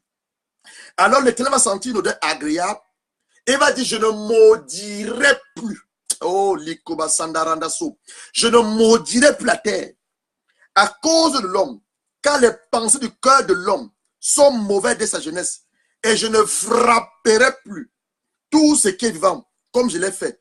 Tant que la terre subsistera, les semailles et la moisson, le froid et la chaleur, l'été et l'hiver, les jours et la nuit ne cesseront point. Donc Dieu va prendre deux grandes décisions en faveur de l'humanité, à cause d'un homme. Donc toi aussi, par ton sacrifice, par ton autel, c'est-à-dire que l'offrande que tu as amenée à Dieu à cette fin de mois, pour dire merci Seigneur, tu m'as protégé, moi et toute ma famille, depuis le mois de janvier au mois de juin. Ton autel ou ton sacrifice va faire quoi? Va attirer la présence de Dieu. Mais il faut que ce soit fait avec un bon cœur. Parce que tu l'as donné, on dit, Dieu aime les dons de bon cœur. Tu l'as donné, c'est un don de libéralité. Tu n'as pas été forcé par qui que ce soit, ça doit être un bon cœur. Alléluia. Alors, on tombe maintenant sur Abraham. Abraham, le père de la foi. D'abord, en Genèse 14, verset 20, Abraham a donné la dîme de tout. De plus en plus, les enfants de Dieu ne peuvent donner la dîme. On dit on donne la dîme au pasteur. Tu ne dois pas la dîme au pasteur. Tu donnes la dîme à l'église. C'est là pour pasteur que tu donnes la dîme. Tu donnes la dîme à l'église. Tu peux faire une offrande au pasteur. Tu peux porter un sacrifice au pasteur, mais la dîme, tu la donnes à l'église. Et c'est avec la dîme qui permet de payer le courant, de s'occuper des charges de l'église. Les croisades que les pasteurs organisent, vous pensez qu'ils arrivent avec quoi? C'est avec l'argent de la dîme, c'est avec l'argent d'offrande. Comment prendre soin de l'église? Vous voyez les bâtiments sont propres. On a fait la peinture, on a acheté de nouvelles tables, les instruments ont été achetés, les caméras de télévision, ils sont en télévision. Vous pensez c'est avec quoi? C'est avec la dîme, c'est avec vos offrandes. C'est la raison pour laquelle le pasteur prie pour que Dieu vous bénisse. Et quand vous êtes maintenant béni, tu mets ton offrande et ta dîme, c'est là pour pasteur que tu donnes. Tu donnes à l'église et cet argent contribue à l'avancement du royaume des cieux. On a fait un programme ici de nuit de prière pour le Cameroun. Tu as envoyé l'argent, tu n'as pas envoyé l'argent. Il a fallu qu'on loue une salle. Il a fallu qu'on les appareille. Il a fallu que nous prions. Est-ce que tu as envoyé? Non. Donc cet argent est destiné à l'avancement de l'œuvre du Seigneur. C'est là pour la peau du pasteur. Alléluia. Donc voici Abraham. Genèse 14. Abraham va rentrer d'un combat où 3 rois s'étaient assemblés pour le détruire. Mais à cause de la grâce de Dieu, Abraham va remporter le combat. Il va forcément remporter le combat. Il va rentrer de ce combat avec des richesses. Je suis dans Genèse 14. Je vais commencer à partir du verset 17. Après que Abraham fut revenu vainqueur de Kedorlaomer et des rois qui étaient avec lui, le roi de Sodome sortit à sa rencontre dans la vallée Chavé, qui était la vallée du roi. Melchisédek, qui est une préfiguration de Jésus-Christ dans l'Ancien Testament. Melchisédek, roi de Salem, fit apporter du pain et du vin. Ça, c'est un symbole de la Sainte Seine. Donc, Abraham a pris la Sainte Seine. Il a pris le pain qui reprend la chair de Jésus et le vin qui reprend le sang de Jésus, la Sainte Seine. Il était sacrificateur du Dieu très haut. Il bénit Abraham et dit, béni soit Abraham par le Dieu très haut, maître du ciel et la terre. Béni soit le Dieu très haut qui a livré tes ennemis en tes mains. Abraham lui donne la dîme de tout. Nous sommes dans le verset 20. Abraham va faire quoi? Il va donner la dîme de tout. Évoluons. Voilà maintenant Dieu qui va mettre Abraham en test. Il te parle de ton sacrifice. Dieu va maintenant mettre Abraham en test. Abraham va avoir 2 enfants. Ismaël avec Agar, l'enfant la chair, et Isaac l'enfant la promesse. Nous sommes dans Genèse 22. Après ces choses, Dieu mit Abraham à l'épreuve. Qui le mit à l'épreuve? Regarde ta Bible. Dans ma Bible, on dit Dieu mit Abraham à l'épreuve. Ce n'est pas le diable, mais c'est Dieu qui le met à l'épreuve. C'est comme je te parle maintenant et le Saint-Esprit est en train de te mettre à l'épreuve. Une conviction dans ton cœur. Il te met à l'épreuve. Abraham, Dieu mit Abraham à l'épreuve et lui dit, Abraham, il me répondit, me voici. Dieu dit, prends ton fils, ton unique. Est-ce que Abraham avait un seul fils? Est-ce qu'Abraham avait un unique fils? Non. Abraham avait Ismaël. Mais Dieu n'a même considéré Ismaël. Parce que Ismaël était le produit de la chair d'Abraham. Quand tu vas lire ta Bible, tu vas voir que dans Genèse 15, Dieu avait dit à Abraham, je te donnerai un fils, ta femme Sarah. Dieu avait même envoyé Abraham aller coucher avec Agar. Mais à cause de la chair, ça c'est maintenant les réclamations. Demain, on va travailler sur nos Goliaths. Demain, on a le combat contre le Goliath. Le combat de la destinée. On en parlera demain. Donc, à cause de la chair, Abraham n'a pas attendu le temps que Dieu lui a demandé d'attendre par rapport à Sarah. Abraham allait avec Agar. Il a conçu Ismaël. Donc, Dieu a même considéré Ismaël. Dieu a considéré Isaac, ton fils Isaac. Celui que tu aimes, Isaac, va au pays de Morija et là, offre-le-moi en holocauste. Sur l'une des montagnes que tu dirais. C'est très long. On va sauter. Nous allons aller au verset 14. Commençons au verset 9. Lorsqu'il fut arrivé au lieu que Dieu lui avait dit, Abraham éleva quoi? Un autel. Rangea le bois. Il y a son fils Isaac, le mit sur l'autel, par-dessus le bois. Puis Abraham étendit la main, prit le couteau pour égorger son fils. Alors un ange l'Éternel l'appela des cieux et dit, Abraham, Abraham. Et il répondit, me voici. L'ange dit, n'avance pas ta main sur l'enfant, ne lui fais rien, car, il dit, quand tu la parole de Dieu, demande au Saint-Esprit la révélation. Il dit, car je sais maintenant que tu crains Dieu. Donc tout ce temps que Dieu est en train de marcher avec Abraham, est-ce que Dieu qui est omniscient, le père de toutes les sciences, il ne sait pas que Abraham le craint? Dieu est omniscient, Dieu connaît toutes choses, ils sont le cœur et l'oreille. Mais il a mis Abraham à l'épreuve. Pour voir si Abraham, le fait qu'il a donné à sa jeunesse, il te met maintenant à l'épreuve. Le fait qu'il a donné à sa jeunesse, si Abraham est capable à mesure de lui redonner cet enfant. Tu dois savoir une chose. Tu me dis, pasteur, j'ai des enfants. Les enfants ne sont pas venus par ta propre force. Les enfants que tu as, ce sont des dons de Dieu. Dieu t'a accordé ces enfants pour que tu les élèves, pour que tu participes à leur éducation spirituelle, leur éducation physique, psychologique et morale. Mais ce sont les dons de Dieu. Ces enfants sont les dons de Dieu. Donc tu me dis, ma propre force, mon mari et moi, on s'est accouplés. Non, c'est les enfants, ce sont les dons de Dieu. C'est la grâce que Dieu vous accorde de ces enfants. Donc Abraham l'a su. Abraham l'a su. C'est pour ça qu'il a dit, il va donner cet enfant à Dieu. Et maintenant, qu'est-ce qu'il dit? Je sais maintenant que tu crains Dieu. Tu n'as pas refait ton unique, ton fils, ton unique. Abraham leva les yeux et vit derrière lui un bélier, le dans le buisson, par les cornes. Et Abraham alla prendre le bélier et le fit en holocauste à la place de son fils. Abraham a à ce lieu le nom de Jéhovah Jireh, qui veut dire Dieu pouvoir. C'est pourquoi l'on dit, à la montagne l'Éternel sera pourvu. Verset 15. Verset 15. Là, l'Éternel appela une seconde fois Abraham des cieux et le dit, l'ange, c'est une préfiguration encore ici de Jésus-Christ, et le dit, je le jure, je le jure par moi-même, parole de l'Éternel, parce que tu as fait cela, tu n'as pas refusé ce qui t'était cher, tu n'as pas refusé ton unique à Dieu qui te l'a donné, tu n'as pas refusé, parce que tu as fait cela, et que tu as pas refusé ton fils, ton unique, je te bénirai,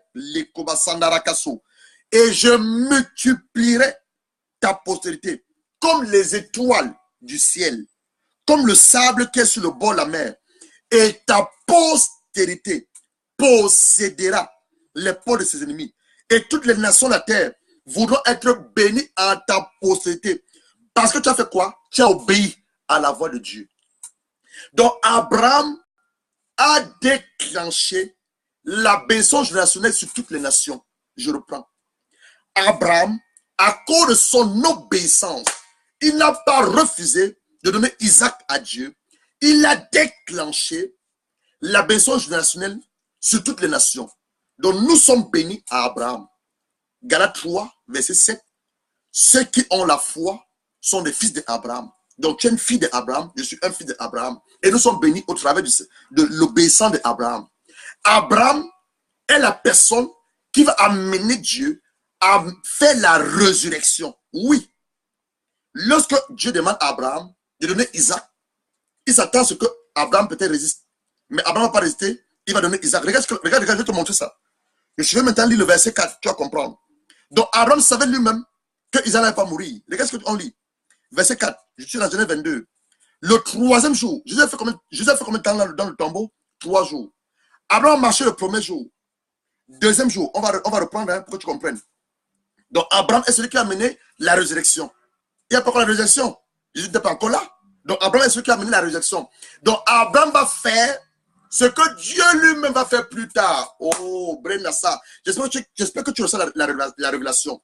Abraham va faire ce que Dieu lui-même va faire plus tard. Isaac était une préfiguration de Jésus-Christ. J'espère que tu comprends ce que tu as dit. On va reprendre Genèse 22, verset 3 à 5. Je vais te montrer quelque chose. Abraham se leva de bon matin, scella son âne, prit avec lui 2 serviteurs et son fils. Il fendit du bois. Le bois, il a fait quoi? Référence à la croix de Jésus. Tu me suis? Il y a beaucoup de révélations ici. Il fendit du bois pour l'Holocauste. Il partit pour aller au lieu que Dieu lui avait dit. Morija, c'était quoi? Au pays de Morija. J'ose croire, c'est-à-dire une montagne. Jésus a été crucifié où? À la montagne de Golgotha. Le troisième jour, dans le troisième jour où Jésus est resté des morts, Abraham leva les yeux, vit le lieu de loin. Abraham dit à ses serviteurs, restez ici avec l'âne. Moi et le jeune homme, nous allons faire quoi? Jusque-là pour faire quoi? Adorer. Quand on va adorer Dieu, est-ce qu'on va pour mourir? Non. Donc Abraham savait que Isaac allait revenir.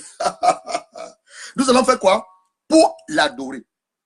Et l'adoration, c'est quoi? L'adoration, c'est l'expression de, c'est-à-dire que ta gratitude à l'égard de Dieu. Tu dis, Seigneur, tu es le Tout-Puissant. Jéhovah El Shaddai, Jéhovah Nissi, Jéhovah Tsikenu, Jéhovah El Tayon. Si tu as pu prendre le corps d'une vieille personne comme moi, Abraham, 100 ans, me donner un enfant, je sais que tu es le Dieu Tout-Puissant. Je sais que tu es un Dieu capable. Je sais que tu es un Dieu omniprésent. Un Dieu indomptable. Donc, ils adoraient Dieu. Il dit que quoi? Nous allons aller là pour l'adorer. Et nous reviendrons. Il n'a pas dit je reviendrai. Il faut lire ta Bible. Nous reviendrons. Lui et qui? Lui et Isaac. Nous reviendrons auprès de vous. Abraham prit le bois pour l'Holocauste. Le geste de son fils Isaac. Donc, la croix de Jésus. Isaac, Jésus. Il va dire tantôt que le sacrifice doit couler.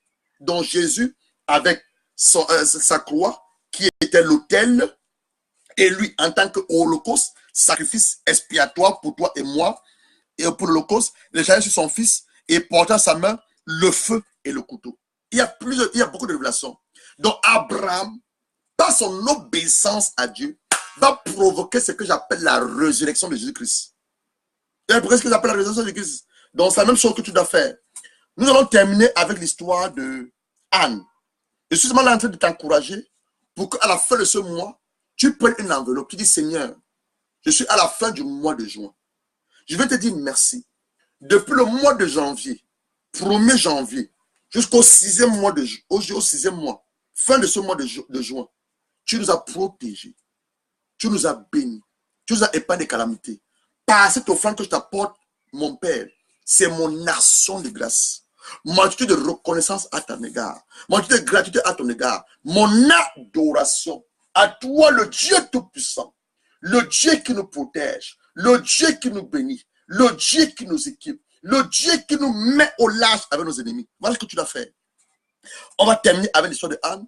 Et nous allons prier afin que ceux qui obéiront pas à la voix du pasteur que je suis, mais au Saint-Esprit, tu auras un miracle de 24 heures, de 48 heures et de 72 heures, selon ta foi. Parce que tout est question de ta foi, selon ta foi. On va terminer avec l'histoire de Anne. Beaucoup connaissent l'histoire de Anne. On va terminer avec l'histoire de Anne. Anne, la mère de Samuel, était stérile. Pas parce qu'elle voulait être stérile, mais Dieu l'avait rendue stérile. C'est ce que la parole de Dieu nous dit. Nous sommes dans 1 Samuel. Nous sommes dans le premier livre de Samuel. Nous sommes dans 1 Samuel. Nous sommes au verset 4. Le jour où Elkana offra son sacrifice, il donnait des portions à Pénina, sa femme, et à tous les fils, et à toutes les filles qu'il avait avec elle. mais ne donna à Anne une double portion. Car il aimait Anne, que l'Éternel avait qui l'a rendu stérile? C'est l'Éternel qui l'a rendu stérile. Que l'Éternel avait rendu stérile. Ça arriva lui prodiguer des mortifications pour la porter à ce que l'Éternel avait rendu stérile. Toutes les années, il en était ainsi. Chaque fois que Anne montait à la maison de l'Éternel, Pénina la mortifiait. De la même manière, alors elle pleurait, ne mangeait point. Elle cana son mari, lui disait: Anne, pourquoi pleures-tu? Pourquoi ne manges-tu pas? Pourquoi ton cœur est attristé? Est-ce que je ne vaux pas pour toi mieux que 10 fils? Anne se leva. J'aime Anne. Anne ne va pas aller attaquer Pénina. Anne ne va pas aller attaquer Elkana. Je parle à une personne. Ne va plus vers ton mari. Dis: oh pasteur, mon mari est bizarre. Oh pasteur, ma femme est bizarre. Va vers Dieu. Qui a créé ton mari? C'est Dieu. Qui a créé ta femme? C'est Dieu. Mes enfants sont rebelles. Laisse tes enfants. Va vers Dieu. J'aime beaucoup Anne. Verset 9. Anne se leva. Après que l'on eut mangé et bu, le sacrificateur Élie était assis sur son siège, près de l'un des poteaux du temple de l'Éternel. Et l'amertume dans le cœur, dans l'âme de Anne. Elle pria l'Éternel, versa des pleurs. Elle va s'attaquer à son mari, comme nous le faisons souvent. Elle va s'attaquer à sa femme. Tu m'as encore parlé mal hier. Tu m'as encore parlé mal hier. Les enfants. Non, non, non, non, non. Elle va vers l'Éternel. Elle fit un vœu. L'Éternel des armées, si tu daignes regarder, oh, l'affliction de ta servante, si tu te souviens de moi et n'oublie point ta servante, tu te donnes à ta servante un enfant mâle, je le consacrerai à l'Éternel pour tous les jours de sa tête. Et comme elle restait longtemps en prière devant l'Éternel, Élie observa sa bouche. Anne parlait dans son cœur. Elle répandait son affliction de son âme à Dieu dans son cœur. Et ne faisait que ruminer les lèvres. Donc en fait, elle pleurait dans son âme. Elle criait à Dieu de son âme. Elle criait à Dieu de son âme. Elle ne faisait que remuer les lèvres. On n'entendait point sa voix. Élie pensait qu'elle était ivre. Il lui dit: jusqu'à quand seras-tu dans l'ivresse? Fais passer ton vin. Anne répondit: non, mon Seigneur. Je suis une femme qui souffre en son cœur. Je n'ai ni bu ni vin, ni boisson enivrante, mais je repens mon âme devant l'Éternel. Regardez maintenant. Verset 19. Elkana connut sa femme, Anne. L'Éternel se souvint d'elle. Dans le cours de l'année, Anne devint enceinte. Elle enfanta un fils qu'elle nomma Samuel. Car dit-elle: je l'ai demandé à l'Éternel. Donc voilà la signification du nom de Samuel. Je l'ai demandé à l'Éternel. On saute, on va au chapitre 2. Anne pria et dit: mon cœur se réjouit. Elle commence à adorer l'Éternel. Ma force a été relevée par l'Éternel. Ma bouche est ouverte contre mes ennemis. Car je me réjouis de ton secours. Nul n'est saint comme l'Éternel. Il n'y a pas de Dieu que toi. Il n'y a pas de rocher comme notre Dieu. Ne parlez plus avec tant de hauteur. Que la révélation ne sorte plus de votre bouche. Car l'Éternel est un Dieu qui sait tout. Et par lui sont pesées toutes les actions. L'arc des puissants est brisé. Et les faibles ont la force pour ceinture. Ceux qui étaient rassasiés se louent du pain. On va se dire tout ça. Qu'est-ce qui s'est passé encore? Dieu va encore se souvenir de Anne. Et il va encore lui donner d'autres enfants. Donc Anne en dehors, voilà ça ici. On est dans le verset 21. Je suis dans 1 Samuel 2, verset 21. L'Éternel eut visité Anne. Elle devint enceinte. Anne enfanta 3 fils et 2 filles. Donc en dehors de Samuel, Anne a eu 5 autres enfants. En dehors de Samuel, Anne a eu 5 autres enfants. À cause de quoi? Son attitude. Quelle est ton attitude?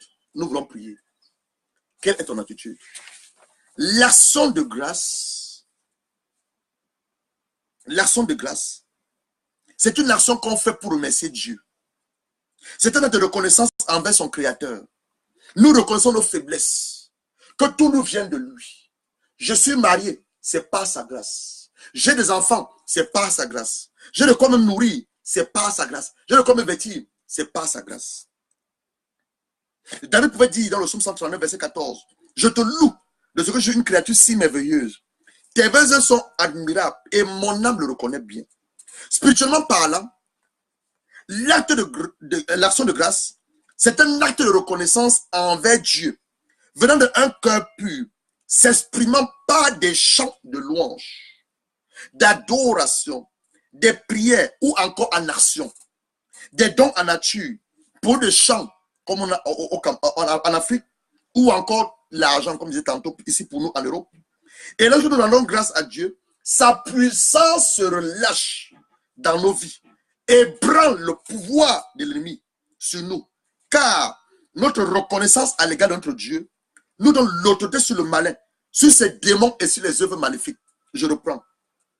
Lorsque nous rendons grâce à Dieu, la puissance de Dieu se relâche dans nos vies. Elle ébranle le pouvoir de l'ennemi sur nous. Car notre reconnaissance à l'égard de notre Dieu nous donne l'autorité sur le malin, sur ses démons et ses œuvres maléfiques. 71 fois dans le Nouveau Testament, l'expression rendre grâce à Dieu, action de grâce sont mentionnées, d'où son importance de savoir dire merci à Dieu, de savoir s'arrêter un moment. Je suis au mois de juin, je vais être reconnaissant à l'égard de mon Père. Depuis le mois de janvier jusqu'au mois de juin, il m'a préservé. Depuis le mois de janvier jusqu'au mois de juin, il m'a épargné. Depuis le mois de janvier jusqu'au mois de juin, il a utilisé ma modeste vie. Depuis le mois de janvier jusqu'au mois de juin, mes enfants ne sont pas allés à l'hôpital. Depuis le mois de janvier jusqu'au mois de juin, le Seigneur m'a encore ouvert mes entrailles. Je suis enceinte, je suis à mon 6e mois de grossesse. Depuis le mois de janvier au mois de juin, j'ai une promotion de mariage. Depuis le mois de janvier au mois de juin, j'ai pu commencer à construire une maison. Je vais lui dire merci. Je m'arrête, je vais lui dire merci. L'autre reconnaissant, je vais lui dire merci. Je vais lui dire merci. L'ingratitude ou le manque de reconnaissance à l'égard de Dieu provoque la tristesse et la colère de Dieu. Je reprends. L'ingratitude, dont beaucoup d'enfants de Dieu le font, ou le manque de la reconnaissance à l'égard de Dieu provoque sa colère et sa tristesse. Romains 1, verset 18 à 21 te parle de ça. Car pour Dieu, ne pas lui rendre grâce pour ce qu'il est, pour ce qu'il fait, pour ce qu'il peut à faire, c'est une impiété qui provoque sa colère. Je l'explique. Tu as dit, ah, pasteur, j'ai rencontré un homme qui me posait. C'est ma propre force, parce que je suis belle, je suis très beau. Tu te trompes. Ce n'est pas la grâce de Dieu. Parce que j'ai commencé à construire une maison, parce que l'argent, tu te trompes. Même la capacité, même l'argent que tu as, c'est toujours un don de Dieu. Ce n'est pas sa grâce. Ah, je vais coucher les jumeaux. Je suis une femme très forte. Parce que dans ma famille, les jumeaux, tu te trompes. C'est toujours pas la grâce de Dieu. Qu'est-ce que je dis? Tout ce que nous sommes, tout ce que nous avons, tout ce que nous serons demain, tout est l'œuvre de la grâce de Dieu. Tout est l'œuvre de la grâce de Dieu. C'est la raison pour laquelle j'aime ce passage qui dit tout est grâce. Tu as lu ça? Tout est grâce. Donc tout est par la grâce de Dieu. Nous l'avons prié. J'ai commencé à te dire au début de ce message, si tu obéis à la voix du Saint-Esprit, tu prends une enveloppe. On est en Europe. Je ne sais pas comment ça se passe en Afrique. N'attends pas la fin de l'année 2018. On est au 6e mois. Le 6e mois, c'est le mois de juin. On est au 6e mois. À la fin de cette année, tu prends une enveloppe. Tu dis, Seigneur, je vais te dire merci. Depuis le mois de janvier au mois de juin, voilà ce que tu as fait dans ma vie, la vie de mon mari, la vie de mes enfants. J'apporte cette enveloppe où j'écris derrière action de grâce. Pour te rendre des actions de grâce. Pour exprimer ma reconnaissance à ton égard. Pour témoigner ma gratitude, mon amour à ton égard. Pour ce que tu as eu à faire depuis le mois de janvier jusqu'à aujourd'hui. Nous n'avons pas été à l'hôpital. Ni toi, ni ta femme, ni tes enfants. Personne de vous n'est mort. Tu n'as pas eu de mauvaises nouvelles. Tu as même commencé un nouvel emploi. Tu prends une enveloppe. Tu mets à l'intérieur de l'argent. Tu dis, Seigneur, je te demande mon action de grâce.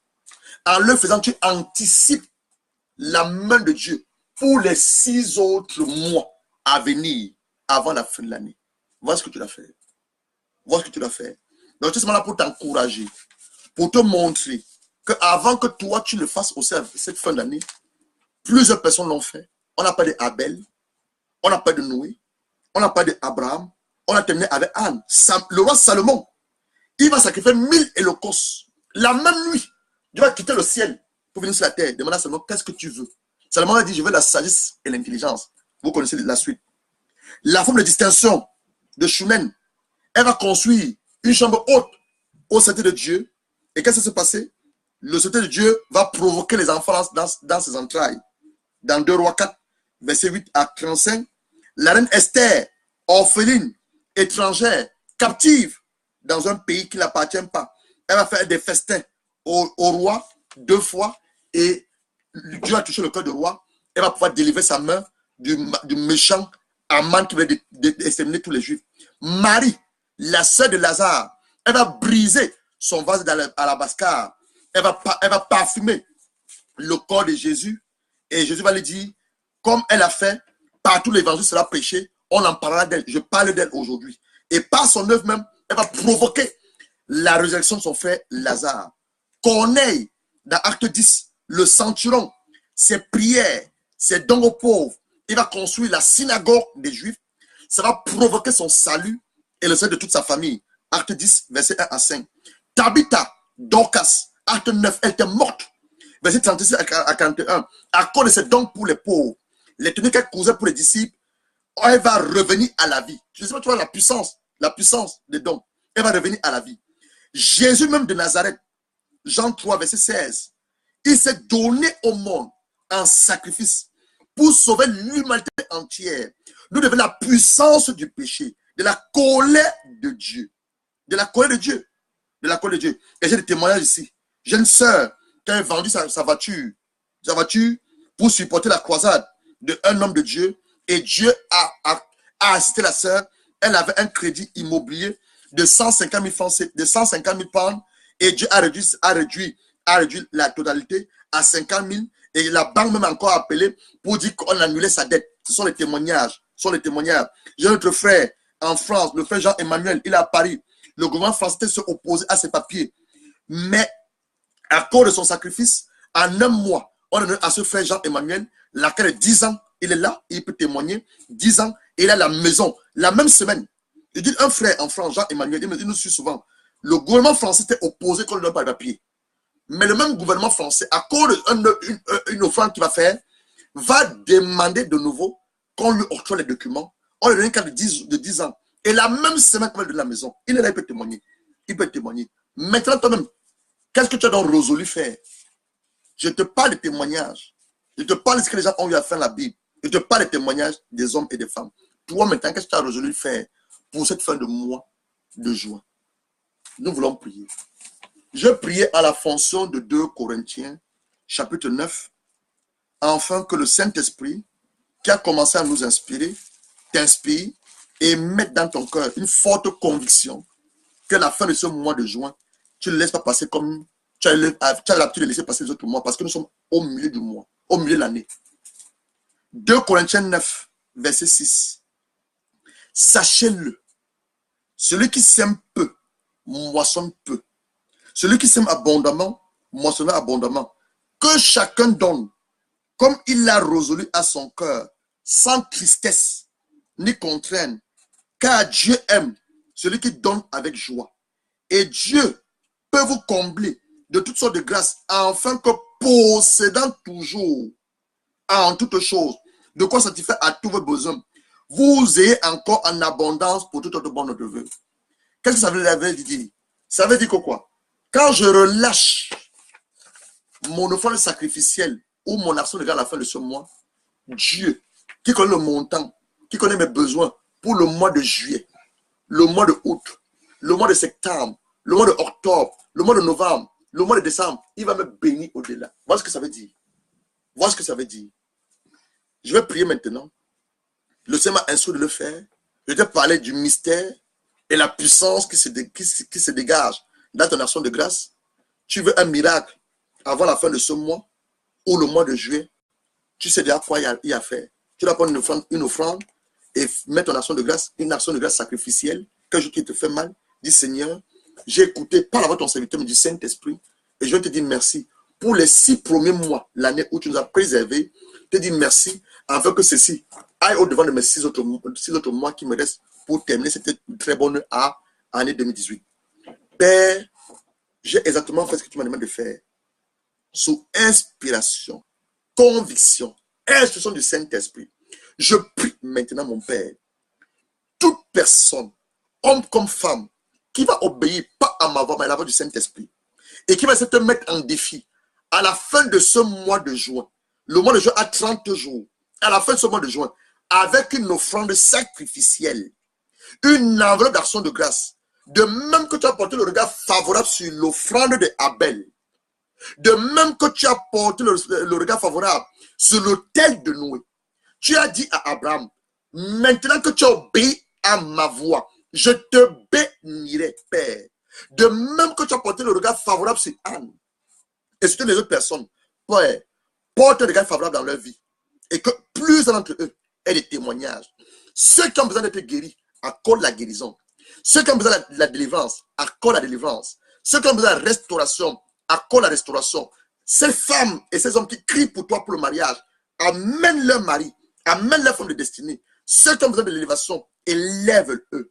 Ceux qui ont besoin du travail, ouvre les portes dans le domaine du travail. Et mon Père, que ta gloire se déverse sur tes enfants et que Seigneur Père, seule ta volonté se fasse. C'est au nom du Seigneur Christ que nous avons ainsi prié. Quelqu'un dit Amen, Amen, Amen. Bien-aimé, ceci marque la fin de notre enseignement cet après-midi. Donc, ce que tu dois faire maintenant, prépare ton enveloppe. Ne te mets en prière si tu veux te mettre en prière, mais commence à demander au Saint-Esprit, que dois-je amener à la fin du mois dans l'église dans laquelle je m'en vais, je suis les enseignements. Que dois-je amener comme action de grâce pour les 6 premiers mois qui viennent de s'écouler et pouvoir voir la main de Dieu. Voilà ce qui te reste à faire. Tu prends l'enveloppe, tu écris action de grâce ou alors sacrifice d'action de grâce et tu te mets à prier. Il va te donner un montant exact que tu amèneras dans l'église, là où tu es nourri par la parole. Tu te mets en conviction, peut-être l'envoyer au ministère dans lequel je suis établi. Tu peux appeler, on a un numéro WhatsApp, tu peux appeler et nous on te donne les instructions, comment tu vas le faire et Dieu te surprendra. Je ne me tiens pas ici parce qu'un homme me demande de le faire ou une femme. Je me tiens ici parce que notre Père qui nous aime tous me demande de le faire.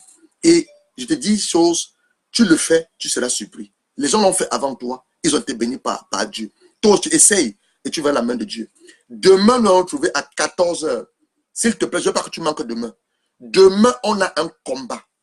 Je l'appelle le combat de ta destinée. Demain, on a chacun un combat que j'appelle le combat de la destinée. Une sœur m'a écrit cette matinée, m'a dit, pasteur, arrêtez de prêcher les combats de délivrance. J'ai dit, ma sœur, tu ne connais pas ce que c'est que la parole de Dieu. Jésus-Christ, les 3 quarts de son ministère, il a passé à la délivrance. Il enseignait et délivrait les malades. Il enseignait et guérissait. Le problème, c'est que les gens ont une mauvaise compréhension comme par la délivrance. Pour toi, la délivrance, c'est quoi? La délivrance, je l'ai toujours dit, et je le dis toujours, c'est la connaissance à la parole. Selon Jean 8, verset 32. Tu connais la parole, et cette parole t'a franchi. Et je voulais même répondre, cette personne dit, reste calme, ne réponds pas. Elle ne sait pas ce qu'elle fait. Par contre, prie pour elle. Prie pour elle. Goliath, tu sais qui est Goliath? Goliath, ce n'est pas l'homme physique, quand on demande la Bible, hein, que David a tué. Non. Goliath, c'est un esprit. Goliath, c'est un système qui t'empêche de te marier. Goliath, c'est un système qui détruit ton mariage. Goliath, c'est un système, tout ce que tu fais tes mains, il dévore cela. L'histoire de Gédéon. On dit que Gédéon, un homme appelé par Dieu, un vaillant héros, quand on l'a vu, il est dans le café militaire. Gédéon, vaillant héros, je suis à ton service. Je vais te révéler ton identité spirituelle. Mais Gédéon et toute sa famille passaient le temps à cacher la nourriture sur le pressoir. Pourquoi? Parce que quand les mandanines venaient, tu connais ce qu'on appelle l'esprit de mandanine?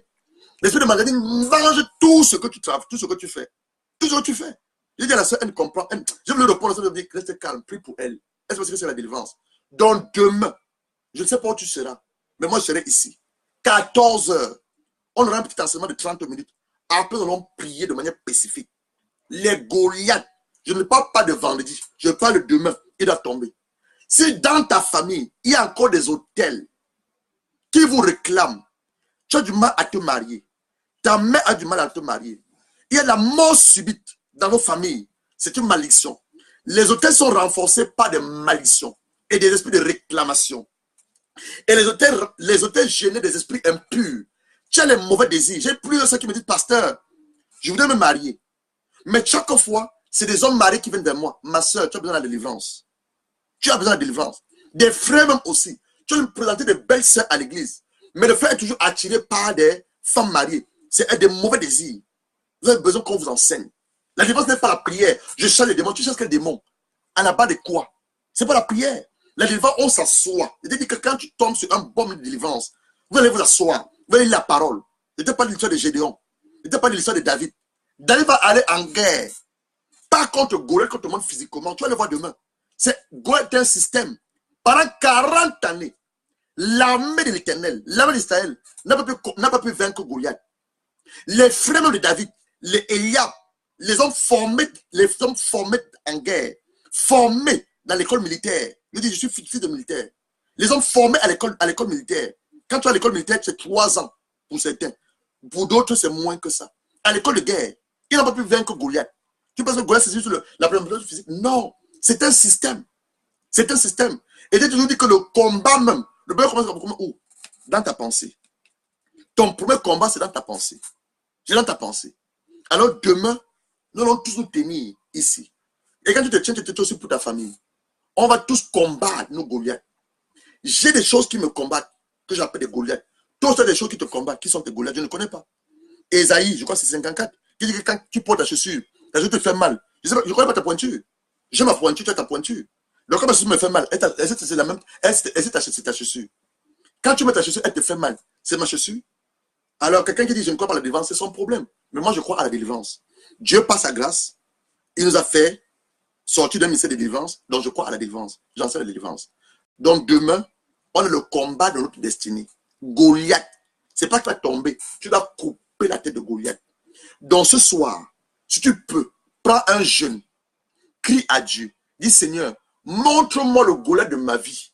Ça peut être un problème de colère. Ça peut être un problème d'orgueil. Ça peut être un problème de jalousie. Une jalousie malsaine. Les frères sont bénis. Tu n'es pas encore béni, tu es jalouse d'eux. Ça peut être un problème de haine. Tu hais les gens. En tant qu'enfant, tu ne dois pas haïr les gens. Ça peut être un problème de mauvais désir. Tous les gens que tu vas te coucher avec eux. Ça peut être un problème de masturbation. Tu es enfant de Dieu, mais tu vas te masturber, ce n'est pas normal. Ça peut être un problème de drogue. Tu fumes, tu vas abandonner la drogue, mais tu ne peux pas. Tu bois, tu vas abandonner la boisson, mais tu ne peux pas. C'est un Goliath. C'est quelque chose qui te résiste. C'est un Goliath. Demain, ce Goliath a tombé. Qu'il soit grand, comme dans la Bible, il doit tomber demain. Donc, il doit t'encourager. Tu peux prendre un moment de jeûne. Mon frère, ma soeur t'encourage. Ce soir, à partir de 20 minuit, prends un moment de jeûne. Tu dis, Seigneur, je suis fatigué. Mon âge, ma vie, ma situation, je suis fatigué. Je suis fatigué, papa. Révèle-moi qui est mon Goliath. Et demain à 14 h, on aura un enseignement. Après, on va prier. On va prier. On va prier. Tu connais quelqu'un qui a des difficultés? Invite la personne à se connecter demain. Demain, les Goliaths. Non. Le 6e jour, Dieu va manifester Adam. Il va dire à Adam de dominer. Quand on parle de dominer, on fait allusion à une adversité. Il révèle à Adam que là où tu t'emmènes sur la terre, pour être mon représentant légal, tu as fait face à une adversité. Qui était cette adversité? Le serpent. Le diable entre le corps du serpent. Pour venir séduire maman Ève. Mais Adam n'a pas pu vaincre son Goliath. Le roi d'Adam était le serpent. Il n'a pas pu vaincre. Caïn avait un Goliath. Dieu a dit à Caïn, le péché se couche sur ta table, mais domine. Va pour le mot dominer. Mais domine. Caïn n'a pas pu. Caïn a tué Abel.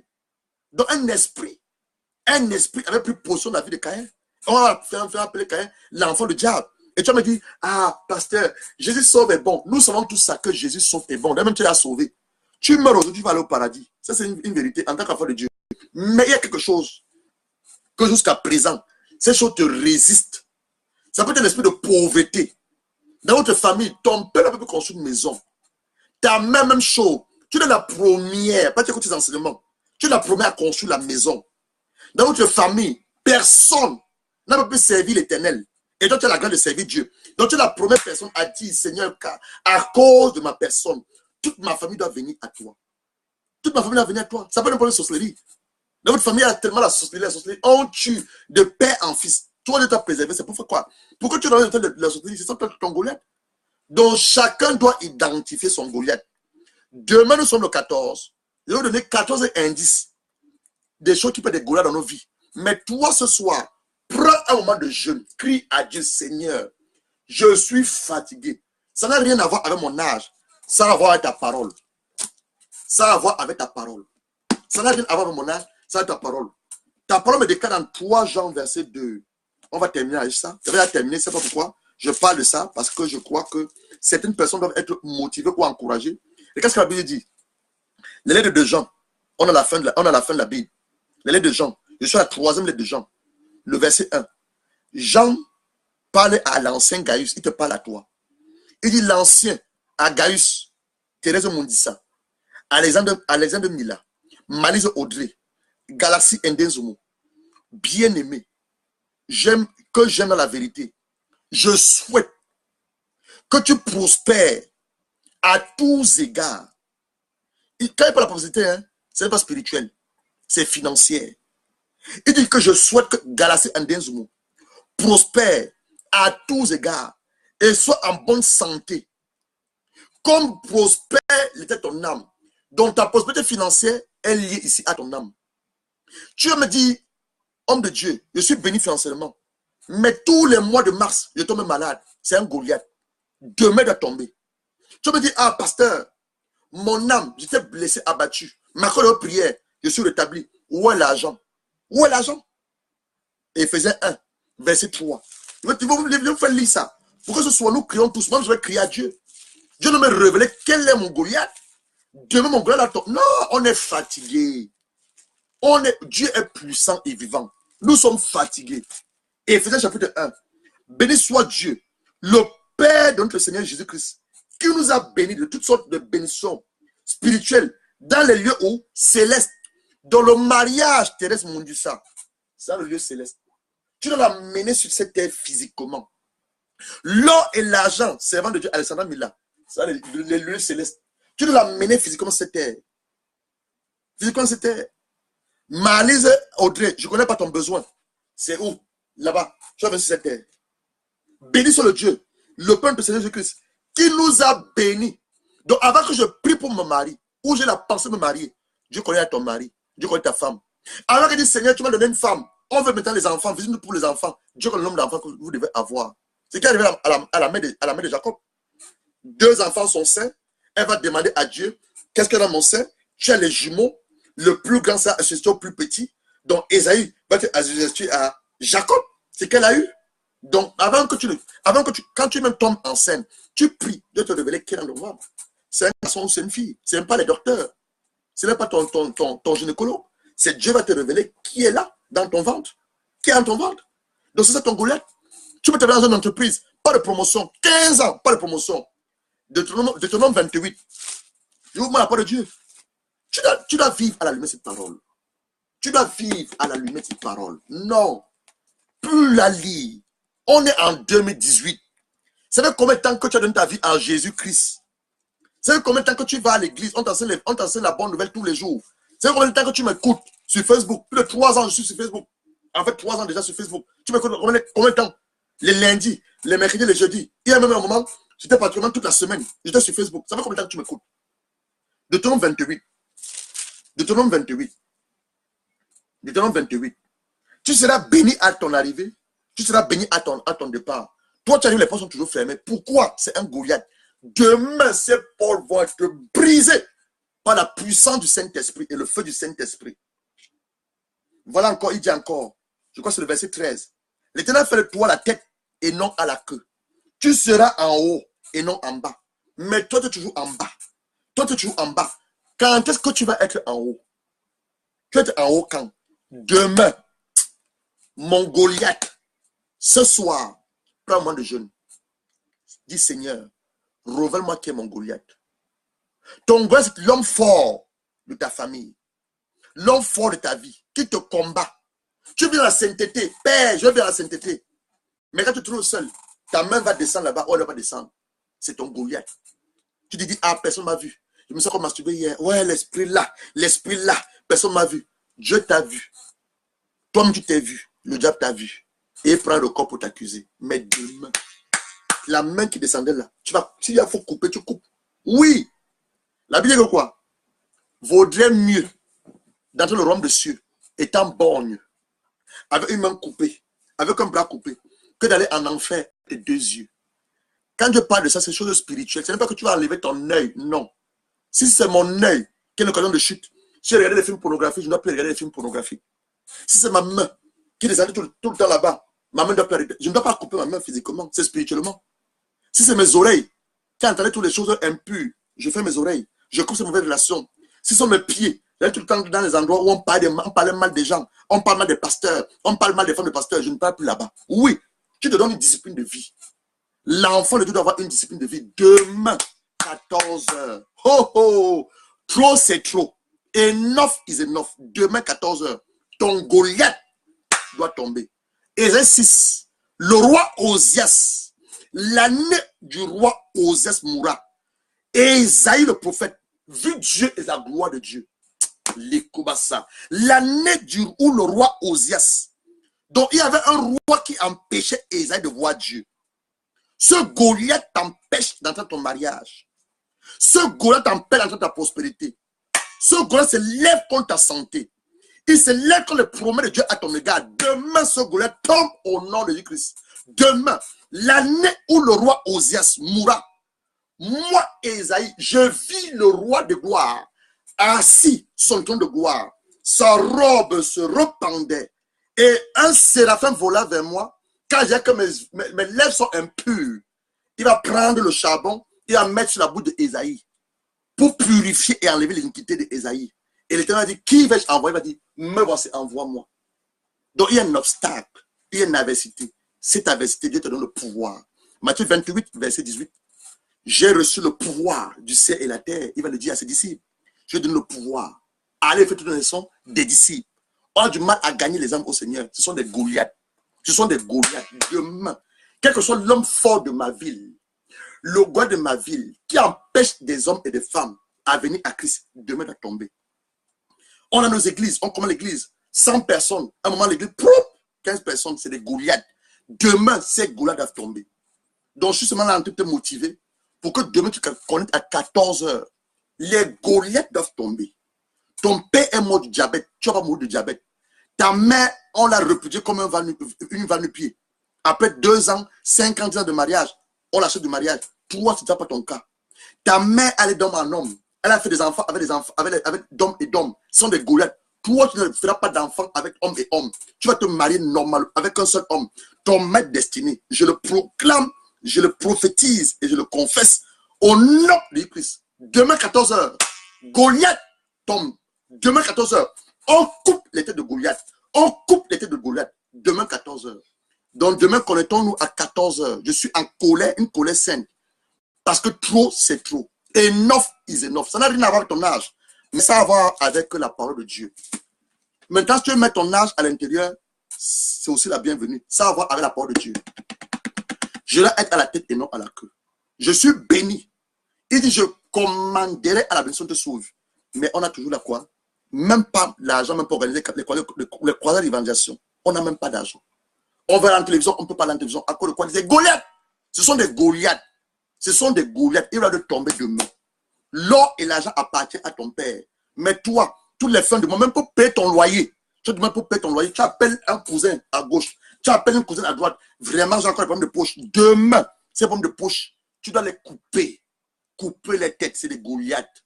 C'est des Goliaths. Je vais vous donner quelques indices. Quelques indices. Demain, on aura 14. Pas demain, c'est le 14 jour, on aura 14 indices qui peuvent être comme des Goliaths.